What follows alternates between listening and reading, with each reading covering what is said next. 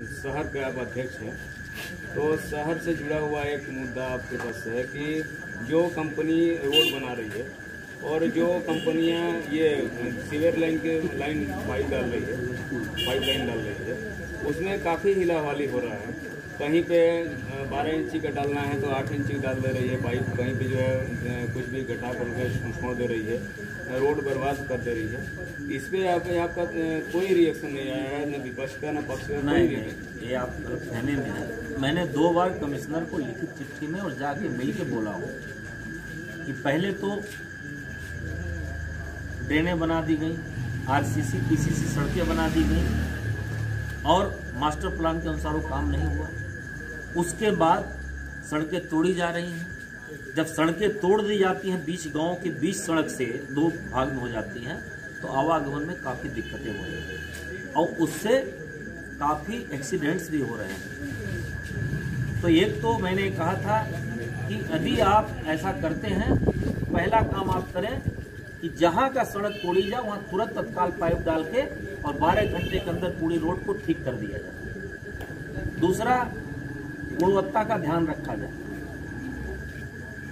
मैंने अभी 4 दिन पहले फिर से बात कमिश्नर साहब से किया था और प्रयास कर रहा हूँ कि इसकी लड़ाई आगे बढ़े। एक गांव का नौगढ़ का है, आप ही के पार्टी के हैं, राम गोपाल पाल, जानते होंगे आप? जी। उन्होंने दिखाया अपने वार्ड का जिसे दुर्दशा हो रही है वहाँ पर। नगर निगम द्वारा नाली निर्माण कराया गया, सिर्फ भक्सी डाल करके कराया गया, राखड़ डाल कर करा दिया, ऊपर लिंटर करा दिया गया, उसने खोल कर दिखाया। देखिए, तब पर भी जो है ये अशोक मिश्रा डायरेक्ट आरोप लगाया उन्होंने अशोक मिश्रा पे, नगर निगम के जो वार्ड प्रभारी हैं, और आयुक्त पे, लेकिन किसी ने कार्रवाई करने से मना कर दिया। सिर्फ डायरेक्ट बोल रहे हैं कि हम देख लेंगे, हमारा सब काम सही हुआ। तो इसके देखिए, ये किसी से छुपा नहीं है। जब नगर निगम सरकार थी तब भी सबको पता है कि कितना सुविधा शुल्क लिया जाता है, और जब कोई ठेकेदार सुविधा शुल्क देगा तो गुणवत्ता कहाँ से मेंटेन करेगा। फिर भी यदि ये पूरे नगर निगम का ही बात है, आप एक वार्ड की बात कर रहे हैं, ये समूचे नगर निगम की बात है। भ्रष्टाचार इस सरकार में बड़े पैमाने पे हो रहा है, उस पे किसी का कोई अंकुश नहीं है, सरकार शाही हावी है,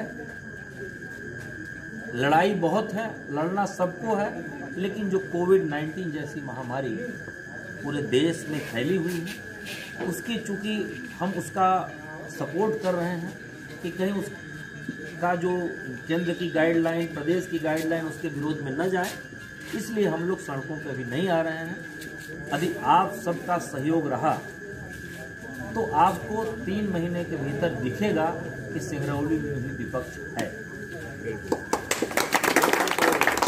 तो पाठक मैडम से पूछना चाहिए। बिल्कुल पूछा, आज मैंने पूछा, पाठक मैडम से पूछना चाहिए कि जब सरकार कांग्रेस की थी तो आप सब लोग तो उपभोक्ता हैं, आप सबको पता है इतनी बिजली कटौती नहीं होती थी। जब से भारतीय जनता पार्टी की सरकार आई है तो हमें लगता है कि दिन भर में 15 से 20 बार बिजली कट जाती है। ये नगरीय क्षेत्र की बात हम कर रहे हैं, और मैं अभी ग्रामीण क्षेत्र का दौरा किया था जब ओला पड़ा था और तूफान आया था, तो वहाँ पे लोग बता रहे थे, क्योंकि मैं कहीं 12 घंटे पहुँचा, कहीं 24 घंटे पहुँचा, कहीं 48 घंटे पहुँचा, लगभग 12-14 गाँव में। तो हमें लगता है कि 4 दिन से अभी जब तक तूफान खत्म हुआ लेकिन बिजली नहीं आई है, नहीं प्राप्त हुई है, ये स्थिति की है। और उन आपके माध्यम से उस मुख्यमंत्री जी से मैं पूछना चाहता हूँ कि आप कहते थे कि यदि आप सब लोगों का बिजली का बिल ज्यादा आए तो बताना, कोई कनेक्शन काट दे बिजली का बिल न देने में तो मैं चढ़ के जोड़ दूंगा।